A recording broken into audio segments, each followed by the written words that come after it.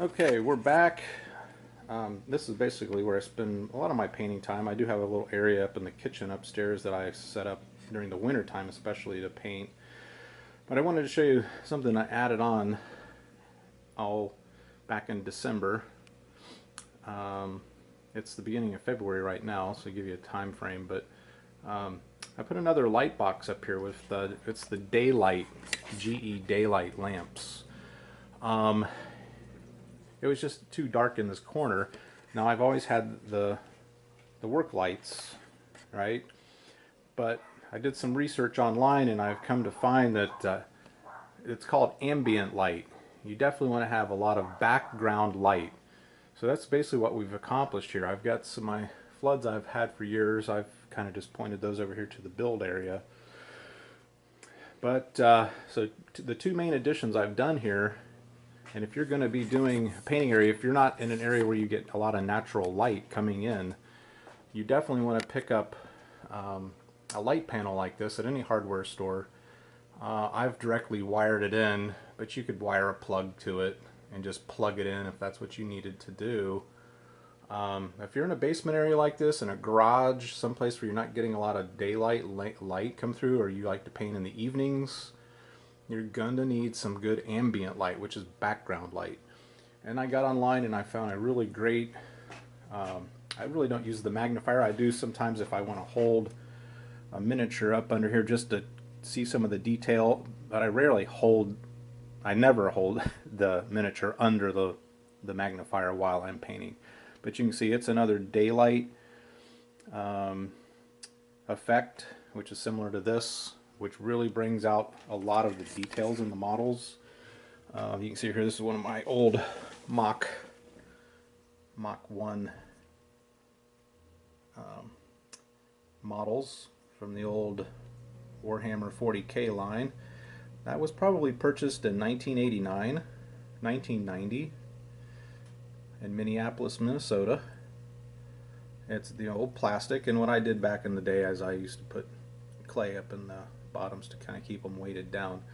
But you can see the quality of the light that I'm getting from this location, which is underneath this. Now I usually keep my lights under my eyes, right?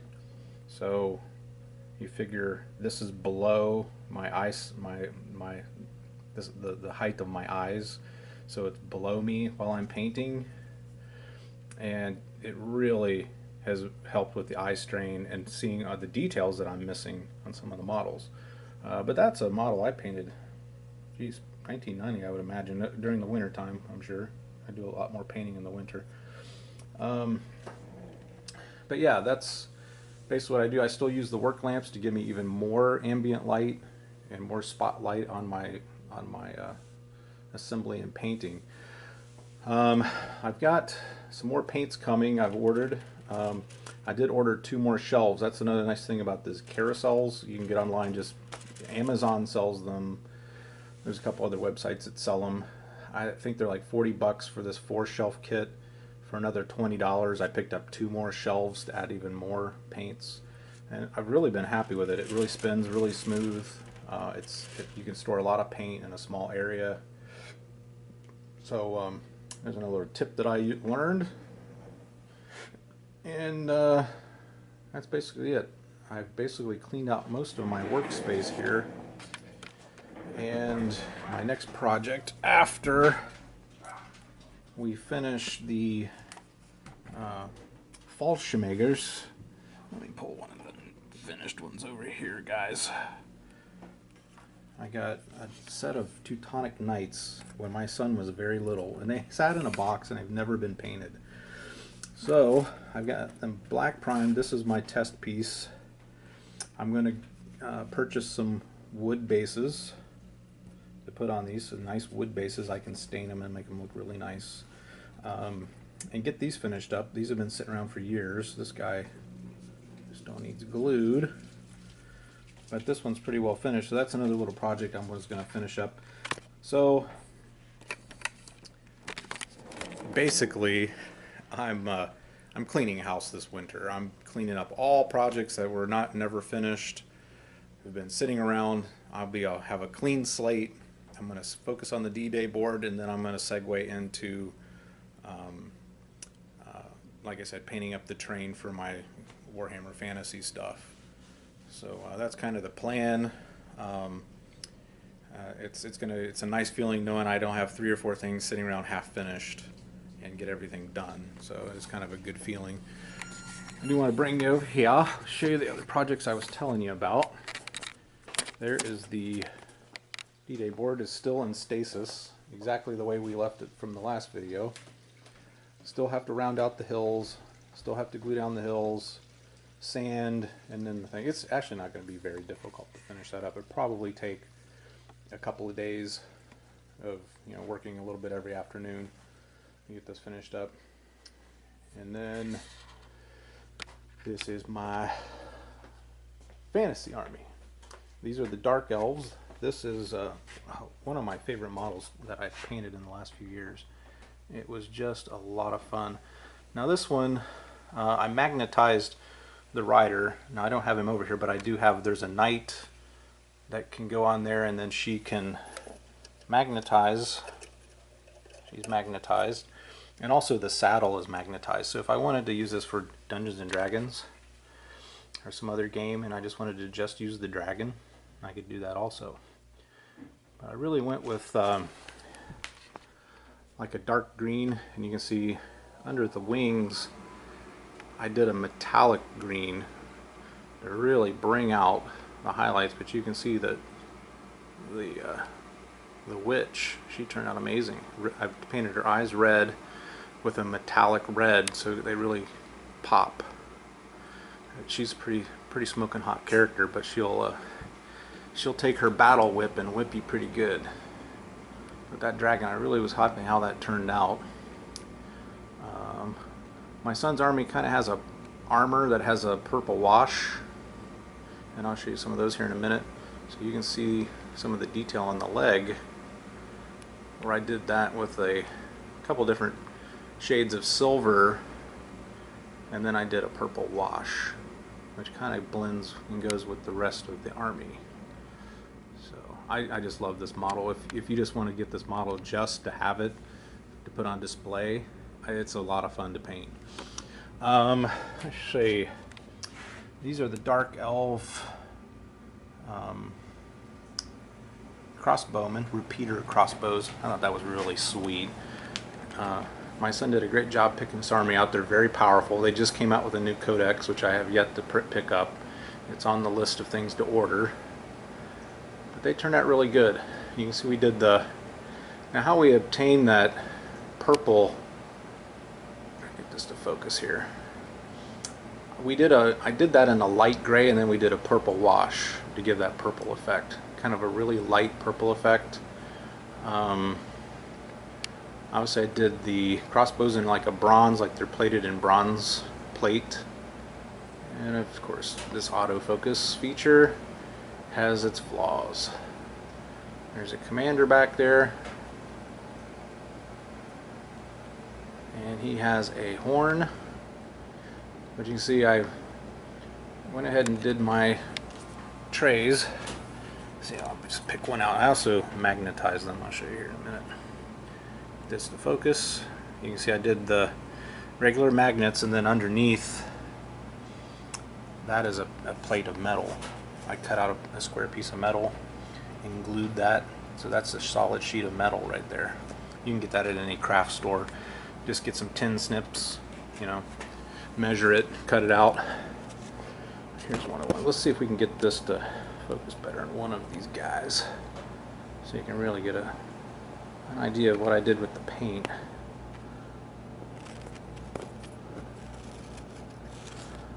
Just great models, lots of detail.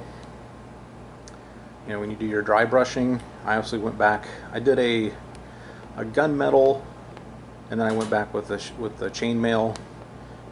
So basically like a two-tone armor, and then of course a wash.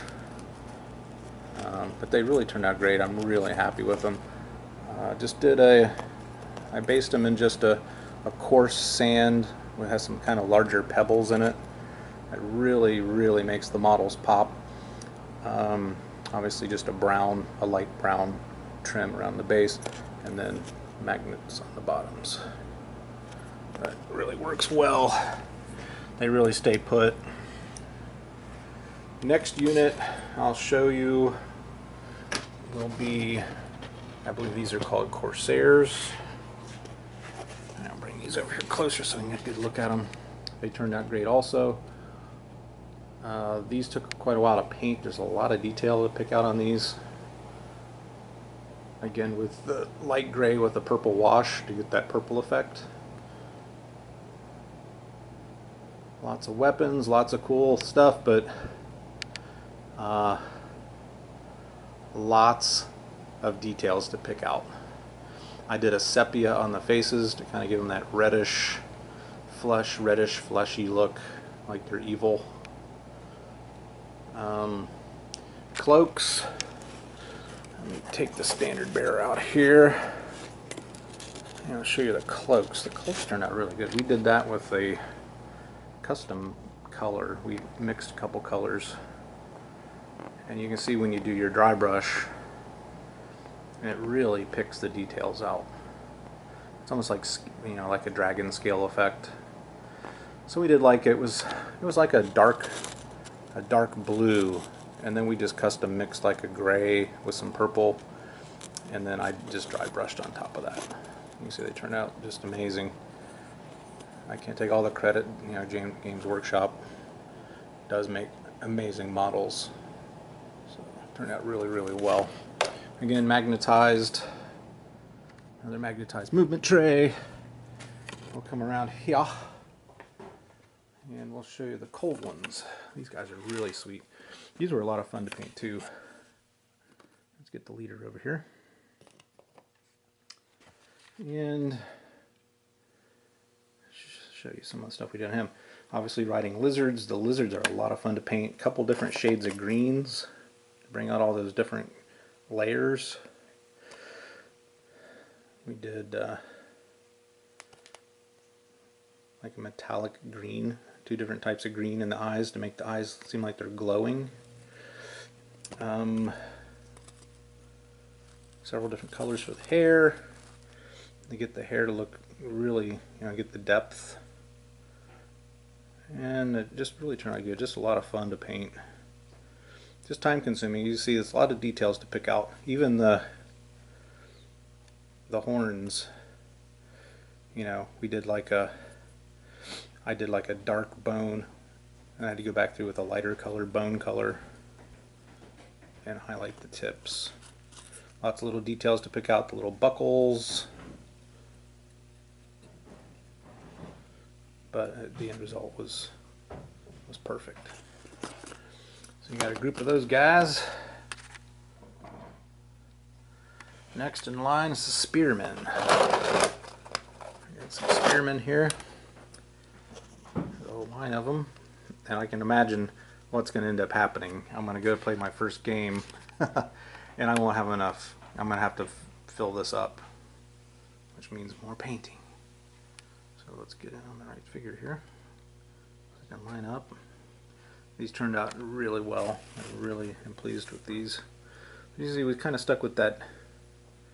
It's almost like a really dark blue with a little bit of purple. Really great color scheme. Again, I did the purple wash, which really gets down to the crevices nice. Then you do a little dry brush with the silver. See how the wash really brings the details in the helmet out, and then you come back with a lighter silver and just highlight after your wash is dried. What kind of a great effect it gives. What kind of cool spear is that? That'd be awesome to see that coming at you in real life. But these are great guys. I love the shields. Just amazing models to paint. A lot of fun. It just takes time. So if you're in a rush, if you're the type of person that's not patient, you know, these are not the games to get into unless you pay someone to paint them for you, because you just won't be happy. You rush it, the models won't look really well. These are just another group of Corsairs, the same as the guys I showed you before. I just broke them up into two different groups. And that's basically it for the Dark Owls. You can see the Details on their capes are just ridiculous. Did like a purple boot, and then just did a light color purple, like as a dry brush, kind of to bring out the highlights in the raised areas. Here we go. Our Sony camera is really starting to warm up now. It is a great camera. I can't complain. You can see how that just, they get such good details on their models when you do your dry brushing properly. It's just amazing the details that come out. So now we'll go over here to the Beastmen. I'll show you some of the Beastmen. Now these are ridiculous. These guys over here. Let me bring a chair over here. I'll start with my two favorites. This guy's ridiculous. This was, you know, going back over there to that dragon. This was a guy, he was right up there with the dragon. What a lot of fun to paint. The details to pick out. Really takes a wash well. You see he's got this boulder he's throwing. Honestly, right now the name escapes me. I think it's a type of minotaur. But this guy is ridiculous. He's got basically like steel brass knuckles. Well, I guess it'd be steel knuckles. There's no such thing as steel brass knuckles. But the skulls, you know, the skin. I did several different shades of flesh to really bring the details out, and then of course a wash. Again, did his eyes, and like this time I used like a metallic yellow. I really recommend using metallics for your eyes. If you like the eyeball, it really works good. The stone with the runes on it, with the vine on it. It's just, and it even goes up and around his fingers. I mean, look at that detail. It's just freaking amazing what they do with these models. Then you go and you have to pick out the studs on his wrist, the fingernails. But honestly, once you get to the end of the model, picking the little details out is really the fun part. You can just go in and highlight and pick out all the little details. You can see the skull sticking in his fur back here. It's just ridiculous. Just a lot of fun. Same thing. I've really kind of stuck with this on a lot of my minis with the heavy gravel. You can see it's not real fine, but it's got like little chunks that just are perfect for like stones. And then using some of the grass. But he's got a little bit there in the bottom. And then his loincloth, it's just ridiculous. You know, just totally ridiculous. This is the, it's just a regular block of troops. I'll turn these guys around, I'll show you one of them. You know, just a lot of fun. A lot of fun. I can already tell, like I was saying before, I can already tell I'm going to probably need twice this many figs to play a decent battle, but this will get us off to a good start. You can get these, they call them the battalion box set. It comes with enough stuff to get you started, and then I went back and I bought the larger stuff, this guy here. I just couldn't resist him.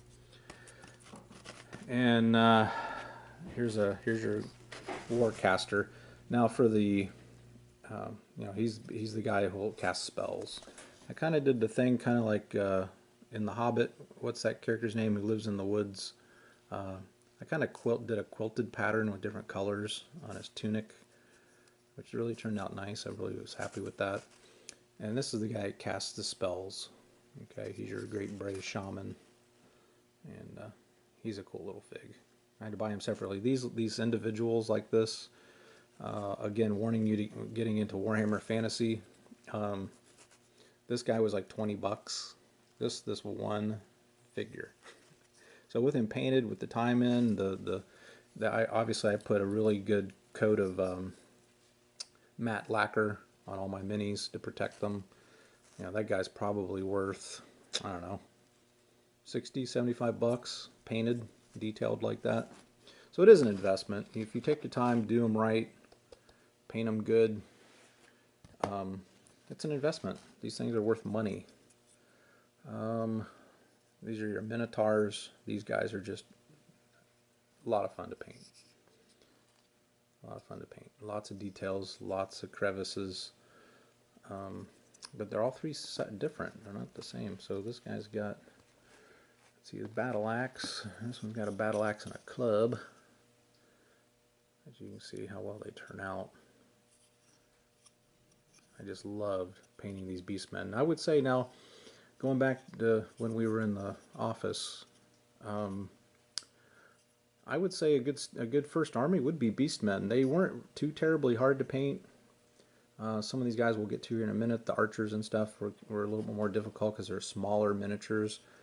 But these were really enjoyable to paint with all the detailing, and it wasn't such small stuff that makes it cumbersome. Like the dark elves were ridiculous. I spent hours and hours painting those and getting them up to where I wanted them.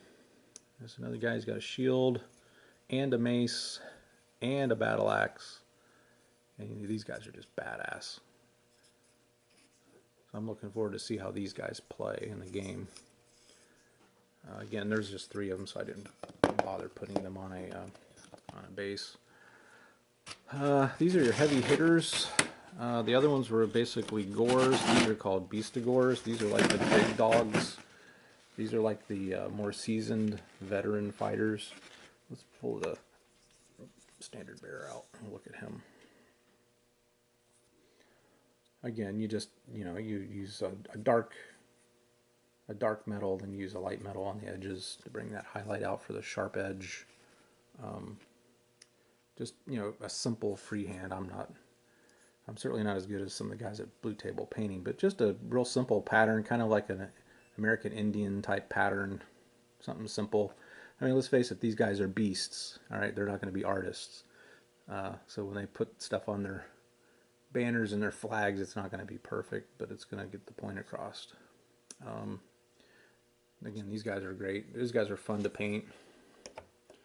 My little troop of those came in my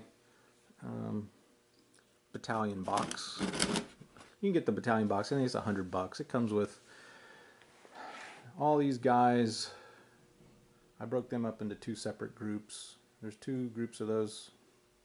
You get your archers. We'll get to those here in a minute. You got your beastigores. It came. You get all this for about $100. So it's a good way to get started.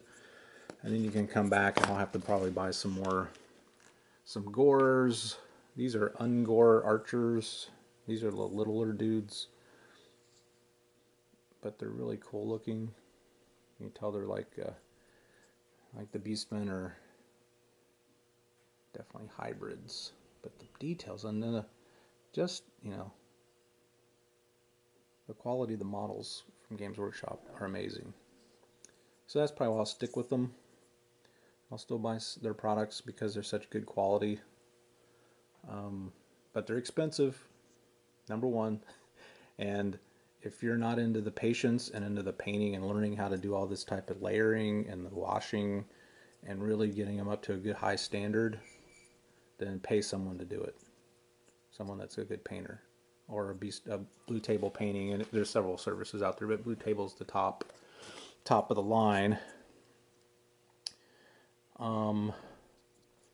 Yeah, all magnetized, of course. So we got 1 unit of those archers. Sit back and shoot at you. This guy, this guy's really gonna blow your mind.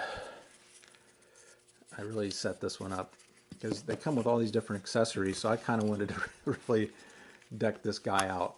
Okay, so he's a giant, and he's grabbed up one of the villagers, and he's going to use him as a projectile.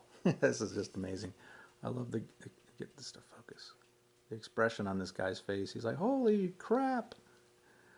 But a lot of fun. I mean, then he's got another villager. He can't remember if he's going to eat him later or he's going to take him out of the cage and throw him at the enemy like this guy is. But I saw that. I had to put that on there when it came in the kit. So I just made it look like it was just tied to his waist, right? Ridiculous. And then here's another. This cow could either be a projectile, or he may get hungry later and just want to eat it. So you can tell on his way to the battle today, he grabbed a couple villagers And he picked up a cow, just for good measure. Why not? Just, you know, and have fun with the colors. You know, I love sitting around and deciding what colors I'm going to use. And if you put it on and you say, hey, you know what, I don't like that color on there, then just freaking paint over it. It's no big deal. Same thing. And then the other trick that I've learned too, I may show you in the future with the painting tutorial, is I buy, if you see, even on the dragon and the other guys, you may not be able to see on here, but their teeth are they look like it's saliva on their teeth. And that's just a simple trick of just getting a high gloss varnish and just putting that on the teeth. And I actually put it on the eyes. So I use a metallic paint for the eyes, and then I put a little dab of varnish, so it makes their eyes look like they're wet, right? It's a really cool trick. I think I picked that up. Someone on the internet was doing it. Here again is this guy. His teeth are shiny, so you can see his tongue is shiny. And that's just a simple trick. It's just putting some varnish, a gloss varnish on there. You know, it's a great effect. It really makes them look lifelike. You know, like the blood's wet and they're just slobbering, you know, as they run down the battlefield. So, you know, that's what makes it fun. And like all game rules, you know, I'll get into the rule set, and if I find a rule that seems like it's really stupid and doesn't make any sense, I'll just change it. You know, I make the rule make sense. You know, and that's one of the tips I could give you as a gamer over the years. You know, the rules are there. Sure, if you're going to go play tournaments, they're going to expect you to play by the firm and fast rules. But if you're playing just friendly games in your basement like I do, and the rule seems really stupid and doesn't make any sense, you make the rule make sense. And you just change it a little bit. That's basically it. So I kind of got this set up. We're kind of just play testing the rules. I'm getting to learn the rules. And yeah, so that's the long and short of it. I don't know if I come over here, I'll show you the army I did for my nephew. I guess I might as well. Oh, the other thing, I forgot there was another project that I did for my son. And these were sitting around down here for quite a while. These are, my son plays Soviets for Flames of War. That was a good frame of reference. And he wanted sappers. So here we got some sappers. Let's see if we can get a good shot of them. So what I did was I've been doing this with my Flames of War guys. These sappers, I just painted a light blue trim so we know they're not like regular troops. And sappers are basically engineers. These are the guys that they will plant, they'll plant landmines, you know, tank traps. But I really like them. This is what I call just my tabletop standard Flames of War. I really didn't pick all the details out. I kind of just hit the major colors: black boots, green helmets. I'm a guy that likes to use the bolt gun metal for the guns because painting the guns black seems boring to me, and it's kind of gives it a nice contrast. Painting the guns bolt gun metal. You see this guy, he's probably kneeling. He's planting probably a landmine. These guys are watching his back. So we painted up. Now these have been sitting on my build desk for a little over a year. But like I said, I'm doing some cleanup this winter. Here is the command stand. You guys are just getting into Flames of War. This is like the command unit for the sappers. So I did on these. I did a coarse sand. Then I went back over it with some grass, some static grass with different colors in it. Right, it really gives a great effect. It's simple. Just use I just use Elmer's glue. Seriously, I just brush it on once I do the sand. And that's a video down the road. I'll show you how I do the basing. I don't really go crazy. I try to keep it simple so you can get the stuff done. Then this was another group that my son wanted that I finally got done. And I painted these just brown around the base. These are snipers.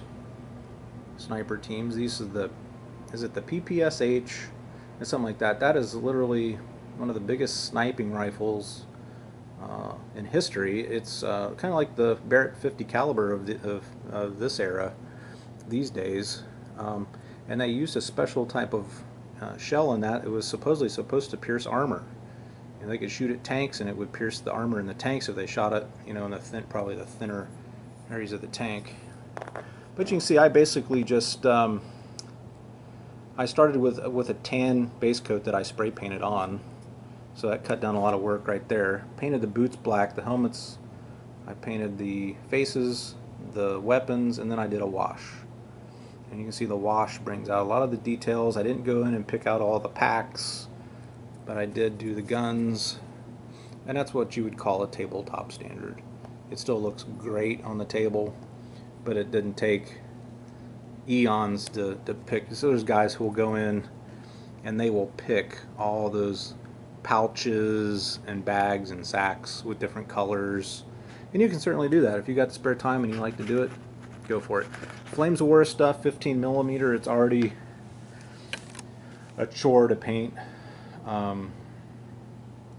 So I try to keep it at tabletop standard. I'm dealing with probably 4 colors tops, maybe 5, and then wash, base, and then of course a matte lacquer spray that I use. I use the Model Master flat lacquer.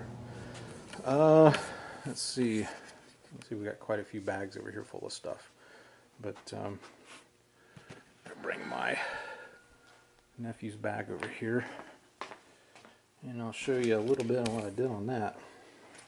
Again, he's serving in the Army, literally right now, so this is fitting that he picked Americans for his first Army.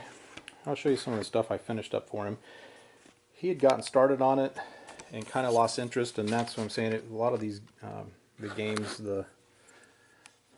it does take time. He just didn't have the patience or the time to get them done, so I just finished everything up for him. Everything was basically base coated. I just went in, picked out the details, did the wash, you know, highlighted and detailed the tracks. Obviously we magnetized the turrets, right? Magnetized the turrets. They work really well. They're just awesome models. Picked out some of the details, you know, washed them, varnished them. So I put some of the weathering effects on them. So finished up his Shermans. He's got a boatload of Shermans. But if you get into Flames of War, definitely want to pick up one of these bags. They're $100, well worth it. If you're spending the time and the investment to buy the models, you definitely want to take care of them. Here's one of the half tracks. All right, and I've got my own American Army that I've painted up a couple years ago. Same exact setup. So there's a half track, and you got your little. You can either use them as command jeeps. You can use them as spotters for your artillery. See, they got the little dude with the binoculars, so this makes a great spotter team. He can drive around on the board and spot for the artillery. So that's called a armored platoon. There's his stands, or his teams, we call them in the game. Teams for his foot-mounted troops. You can see them, they turned out really well. Same thing again, I think I used 3 colors, a wash, based them, and then did the varnish. Here's some of the artillery. You can use these for your artillery, you can use them as command teams, but they're pretty slick. I've always liked these. They come with a little table and the dude with the radio. The Americans and the Germans were really big on communications. They had really good communications networks. They could call in airstrikes or artillery bombardments. And you can see these. I can't say enough about Battlefront stuff. Their stuff is just amazing. The details are great. Here's a. No, I didn't write it on the bottom. I usually do. On the bottom, I'll write like M37, which is, I think, what this is. It's an M37 anti-tank gun. But to be honest with you, it doesn't do much against the German armor. So I want to keep that in mind as you're making up your army lists. And like I said in a previous video, before you run out and buy a Flames of War army, get the get one of the battle books first, and you better make sure you're picking the army out and buying the stuff that's going to be useful. Here's an artillery, some weathering, wash, and I usually I'll have to go back and write that on. I just take a Sharpie marker. It's good during the game because sometimes if you haven't played for a couple months, you actually start to forget what some of the pieces are. It's good to write them on the bottom. M12 artillery, that'll coincide with your list. These are the little dudes that load shells, because the cannon was so big they had to have two dudes with a special carrier load the shells, just like in the real war. This is a smaller piece of artillery here. A lot of great details on it too. You got your ammo crates, your spent shell casings that you can pick out with some bolt gun metal. And again, I wrote on the bottom, 105mm artillery. So you don't forget, because there are several types of artillery to use.